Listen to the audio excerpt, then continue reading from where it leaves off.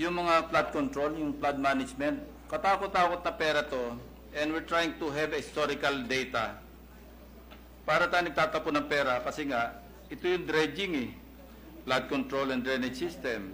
Eh, alam naman po natin dito kung saan napupunta ito eh.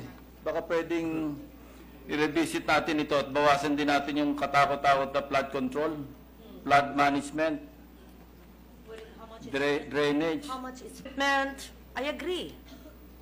Tanggalin natin. Ito po, 2014, 36 billion. 2015, 49 billion. 2016, 64 billion. No, saan ba yung... 2017, 80 billion.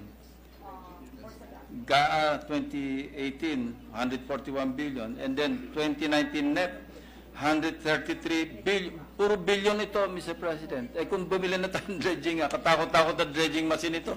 I agree with you, Senator Lacson, yung dredging talagang malaking racket. Yeah. Thank you, Mr. President. These are very good suggestions and experiences shared. But I'm afraid we may be talking to the wrong audience because dumadami dredging pagdating sa house eh. Hindi naman talaga si PWH. Doon dumadami katakot-takot ng items sa dredging pag dumaan sa GAB.